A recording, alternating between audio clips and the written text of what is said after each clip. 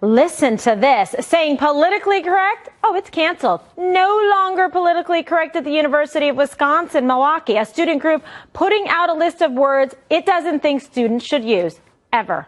Some of the words on that list? Yeah, politically correct. Oh, lame, that's also canceled. And crazy, don't ever say it. Some on campus are outraged over the list, but others think it's a good thing. UWM student body president Mike Sportiello joins us from campus. My goodness. Thank goodness I'm not on college campuses anymore. But what is going on there and how are the students reacting to this list? Can you hear me? I think perhaps we maybe lost his audio. Can you hear me, Mike? Oh, there you are. Hi. Hi. What's going on is that students are engaged. Yeah, oh, students they're are happy finally about engaged this? in discussion. Okay. They're finally engaged in a discussion about the power of words. You know, last time I checked, asking students to think critically about the power of the words they use isn't so new. The Just Words campaign isn't new this year, but the idea of thinking critically is all of a sudden newsworthy. That to me is a little surprising. Yeah, but, you know, parents are paying a lot of money and students are taking out loans to be able to go to school and get an education. I mean, people are going to be afraid to open their mouth if they have to worry if they mess up and say politically correct or they mess up and say the word crazy. It makes no sense. Oh, I don't think people are worried about messing up. I think what's going on is that students are starting dialogue about words that may be offensive to some others. Last time I checked, a sign on a wall that, you know, says saying that's gay may have some bad implications, may be insulting to groups, isn't news.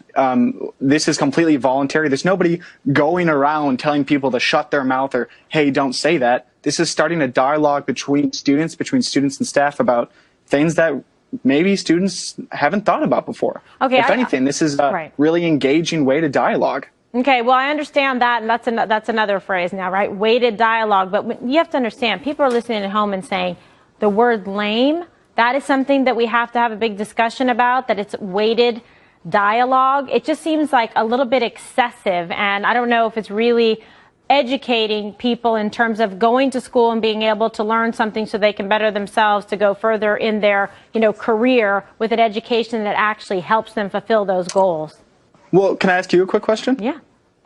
So, you know, if you were unfortunately in a car accident on your way home and you unfortunately broke both of your legs and you became lame, and then somebody started using the word that you self-identify with to insult you, or not to insult you, but to describe a situation that they don't think is good, you know, whether it's like, oh, you know, someone sneezed in my dinner, that's lame, and all of a sudden they're using a word that personally affects you. Me personally, you don't see how that could be offensive? No, not to me, but I guess it depends on, you know, the receiver. But if someone said to me, oh, you broke your legs, you're lame, or a horse breaks their leg at the track, that's an actual term that is used about the horse. Right, and that's an appropriate way to use it. Should the horse get a lawyer because the horse is offended because this is weighted language, because the horse has a lame leg? I mean, this seems No, I don't think horses should get lawyers. Crazy. But one thing that speaking, yeah, so, you know, you may think it's crazy, you know, that's your opinion, I respect that. But obviously there are appropriate ways to use these terms. Lame has an appropriate usage when one isn't able to use their legs. Gay has an appropriate usage when one identifies as homosexual. An inappropriate way to use those words is one that isn't in the proper definition, in a way that afflicts some marginalization upon some outside group that isn't you. Well, there's a wide spectrum there, and there's some words and phrases on there that do not seem that they should be considered to be offensive versus serious, real dialogue about things that would matter and that actually might have an impact on someone, that you wouldn't want to use language that was offensive or was, you know, prejudiced or biased against them. I think that's the distinction. And I think that is a distinction, but when you look at it, I think you have to ask not just what do people with privilege, people like you and me who aren't lame, but other people too, what do they think of these words? It's not just about how you feel. Life is about looking at how everyone feels and interacting with each other. And again, no one's running around telling people what to say. There's freedom of speech in this country. Right. Everyone's proud of it. We're a publicly funded institution. We're proud of the First Amendment here, okay? We're just asking for people to think about the words they use And last time I checked, it's not so crazy to ask people to think before they talk. Okay, well, you just used the word crazy now probably like 2-3 times in this segment. So that's interesting. So guess what, Mike? Call me crazy. I'm going to ask you to stick around because we have a guest that's joining us, and maybe you can opine in as well, if that's not banned. Is campus censorship getting out of control? That's a question tonight. To help us figure that out, editor-in-chief from dailywire.com, Ben Shapiro, goes on the record. Ben, great to see you tonight. Thanks for coming on the record. You heard the previous guests and some of these lists, and this is happening pretty much across this country. So there is heated, spirited debate, which you should have, about this subject. Your thoughts? Well, I mean, first of all, I think that what we're teaching a lot of the kids in college is that oversensitivity and perceived victimization is a path toward reward and virtue. That the more you feel as though you're oppressed, the more people are going to sympathize with you and give you what you want. I think that's a bit of a mistake. I think it'd probably be better off just teaching people not to take everything quite so seriously. That said, I of course understand the value of words. I just think that I do wonder at University of Wisconsin, they use words like privileged, obviously, and that's obviously a buzzword. And if you use words like white privilege, which is extraordinarily common on campuses like UW, then I would assume that that's okay. But white privilege is a way of shutting down debate from white people, because then the assumption is that if you're white, then you must be somebody who can't speak properly on any other issues except for white people issues. I mean, all of these words. Yeah, how about this? How about we just have an open debate on all of this stuff and stop attempting to shut down the terminology that's used, per se. Right. Mike, you're back up. So that's your reward for being a winner. Is winner an offensive word that is weighted language that may offend somebody because maybe there's one winner and quote, a loser? I think I know what you're going to say. I think it's all about asking, who is being affected by the words we're using. You mentioned just a moment ago, there are words that we use every day that are really common that before you think aren't offensive at all. You mentioned the word crazy. You mentioned the word lame. I mentioned, they're that's on gay. this list. These that's why. Lame. Yeah. And man up. Right, man up is very bad, I guess. Politically correct. Yeah, I mean, what's wrong with man up? What's wrong with man up? Yeah. So I have 6 sisters and a mother and 1 father. So I come from a family of predominantly women. Right. And so when my sisters are growing up in an environment where whenever, they hurt their foot or something is hurting them emotionally or physically, and if I were to tell them to man up, that the ideal thing is to become more masculine and less feminine, to me personally, I don't know, but I mean, I don't think you're going to say that to your mother, so I think that's not a very good or specific example. Maybe you say it to Ben. Ben, man up. Does that bother you? Well, honestly, again, I have a wife, I have a daughter, I have 3 sisters and a mother. I don't know that any of them are going to go throw themselves off a bridge if somebody says man up to them. I think that perhaps the best solution is for everyone to man up a little bit and get over it. I mean, honestly, I don't know what you're training kids to do other than become paranoid about the language that they're using and the language that is used about them. Yeah, at a certain point, believe me, get out there in the job market. No, it's a that's a different really scenario. good point. I want to note on that. You're right. To make a really, really big deal out of something isn't always the best thing to do. But you know what? It's a good place to start and to talk about it. Sometimes it's not the time or place to bring it up. If we're having a good conversation about the educational system and you use the word but people lame would in a also sentence, might maybe be it's something I'll bring offended up to the later. term big deal, too, and you just used it. See what I'm saying throughout this conversation? No, because that's not related at all. Okay. I mean, listen.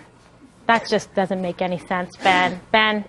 Big deal. Good luck. Add that to your resume. Ben, you're a big deal. Yeah. All right. I think a lot of people have futures as administrators in useless departments at University of Wisconsin. Yeah. All right. There you go. I'm going to leave it at that note. We're a little bit over time. Gentlemen, can I say that? Thank you. The second principle that animates the left is group justice rather than individual justice. There's another name for group justice, that's social justice. Social justice, you should understand, is actually evil. Social justice, when people say it, it's an actual evil. Because anytime you put a modifier in front of a term that is inherently good, you turn it into a perversion of itself. So correctness, right? If you are correct, there's truth and there's something false, you are correct. Once you add political in front of that, you're not talking about truth and falsity anymore. You're talking about if you say the wrong thing, you get shot. Which is why, by the way, political correctness was a term that was coined by Mao. It was. Political correctness comes straight from the Maoist handbook. And the same thing is true of social justice. Justice is a good. You do something, it's either good or it's bad, and you get what you deserve. That's what justice is. Add social in front of that, and you're inherently saying injustice is better than justice. Because whether you are guilty or whether you are innocent is irrelevant. If you're a member of a group, then you must pay the price for something that you didn't do. Right? Social justice suggests that, I, as a supposedly white man, Jews became white people as soon as we became successful in America. I, as a white man, I'm responsible for paying slavery reparations, for example, in the name of social justice, even though all of my ancestors were busy getting killed by Cossacks in Russia at the time that slavery was taking place. And less than 5% of white Americans alive today have ancestors who ever held slaves.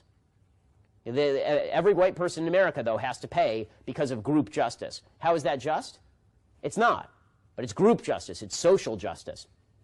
And valuing the collective, valuing people in terms of groups rather than individuals, is how you get to the point where murder in the name of the collective is okay. All you have to do to see this is just compare the American Revolution, which was about individualism, with the French Revolution, which was about collectivism. Right? The American Revolution, John Adams wrote in the Declaration of Rights for the Commonwealth of Massachusetts, he specifically wrote about all men being born free and equal with certain inalienable rights. Right? It mirrors the Declaration of Independence in the United States. If you look at the Declaration of the Rights of Man in France during the French Revolution, it's the opposite. The 1789 Declaration of the Rights of Man says, the principle of all sovereignty resides essentially in the nation. No body nor individual may exercise any authority which does not proceed directly from the nation. It says law is the expression of the general will. So the collective always rules the individual. The group always rules the individual. And because the group always rules the individual, and because the group is always, this is a very utopian view of the world, because, see, the left doesn't believe in individual justice or that it can be achieved, but group justice can be achieved. But to pursue group justice is a utopian vision. You have to have this utopia in your head. Well, if the group is more important than the individual, and the individual is in the way of progress, just steamroll the individual. And that's why you end up with communism killing 100 million people. Because the bottom line is that if you are seeking equality of outcome on a group level, and somebody is an outlier, well, they're standing in front of the machine, and they have to go. Individuals are either tools of the regime or they are obstacles to the regime.